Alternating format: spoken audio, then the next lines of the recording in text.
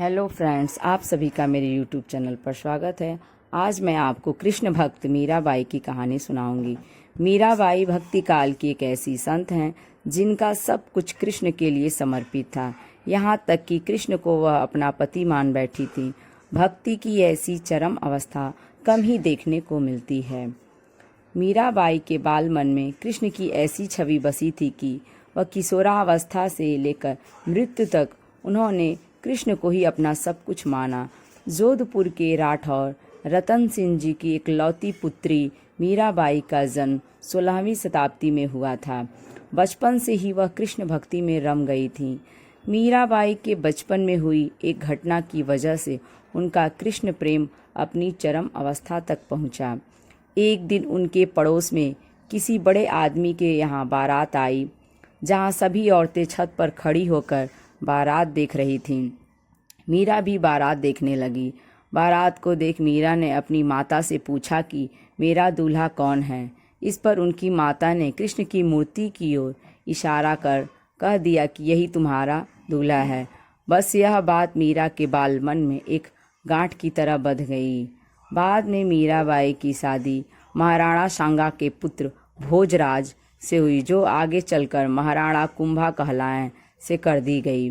इस शादी के लिए पहले तो मीराबाई ने मना कर दिया, लेकिन जोर देने पर वह फूट फूट कर रोने लगी।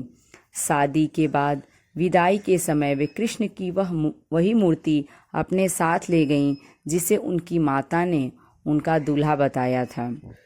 ससुराल में अपने घरेलू कामकाज निपटाने के बाद मीरा रोज कृष्ण के मंदिर चली जाती और कृष्ण की पूजा करती, उनकी मूर्ति के सामने गाती और नृत्य करती।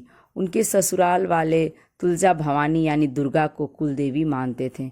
जब मीरा ने कुलदेवी की पूजा करने से इनकार कर दिया तो परिवार वालों ने उनकी श्रद्धा भक्ति को मंजूरी नहीं दी। मीराबाई की ननद उदाबाई ने उन्हें बदनाम करने के लिए उनके खिलाफ एक साजिश रची।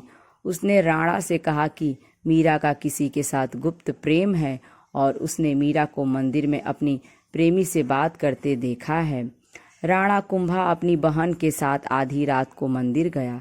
वह मंदिर का दरवाजा तोड़कर अंदर पहुंचा और देखा कि मीरा अकेली ही कृष्ण की मूर्ति के सामने परम आनंद की अवस्था में बैठी मूर्ति से बातें कर रही थी और मस्ती में गा रही थी। राणा मीरा पर चिल्लाया, मीरा, तुम जिस प्रेमी से अभी बातें कर रही हो उसे मेरे सामने लाओ। मीरा ने जवाब दिया, वह सामने बैठा है, मेरा स्वामी नैन चोर जिसने मेरा दिल चुराया है। और वह समाधि में चली गई। इस घटना से राणा कुंभा का दिल टूट गया, लेकिन फिर भी उसने एक अच्छे पति की भूमिका निभाई और मरते दम तक मीरा का साथ दिया। हालांकि मीरा को राजगद्दी की कोई चाह नहीं थी, फिर भी राणा के संबंधी मीरा को कई तरीकों से सताने लगे।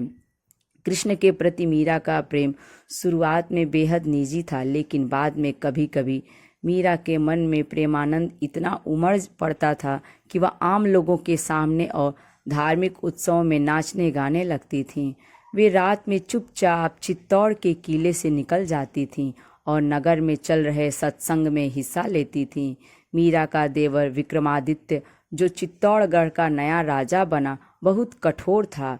मीरा की भक्ति, उसका आम लोगों के साथ घुलना मिलना और नारी मर्यादा के प्रति उनकी लापरवाही का उसने कड़ा विरोध किया। उसने मीरा को मारने की कई बार कोशिश की, यहाँ तक कि एक बार उसने मीरा के पास फूलों की टोकरी में एक जहरीला सांप रखकर भेजा और मीरा को संदेश भिजवाया कि टोकरी में फूलों का हार है। ध्यान से उठने के बाद जब मीरा ने टोकरी खोली तो उसमें से फूलों के हार के साथ कृष्ण की एक सुंदर सी मूर्ति निकली। राणा का तैयार किया हुआ कांटों का बिस्तर भी मीरा के लिए फूलों का सेज बन गया। जब मीरा उस पर सोने चली, जब यातनाएं बर्दाश्त से बाहर हो गईं तो उन्होंने चित्तौड़ छोड़ दिया।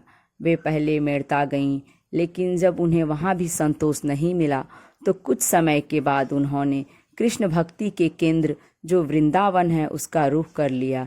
मीरा मानती थी कि वह गोपी ललिता ही हैं जिन्होंने फिर से जन्म लिया है। ललिता कृष्ण के प्रेम में दीवानी थीं। खैर, मीरा ने अपनी तीर्थ यात्रा जारी रखी। वे एक गांव से दूसरे गांव नाचती गाती पूरे उत्तर भारत में घूमती रहीं। माना जाता है कि उन्होंने अपने जीवन के अंतिम कुछ साल गुजरात के द्वारका में गुजारे। ऐसा कहा जाता है कि दर्शकों की पूरी भीड़ के सामने मीरा द्वारकाधीश की मूर्ति में समा गईं। यदि ये वीडियो आपको अच्छी लगे तो लाइक करें और यदि मेरे चैनल पर नए हैं तो इसे सब्सक्राइब करें।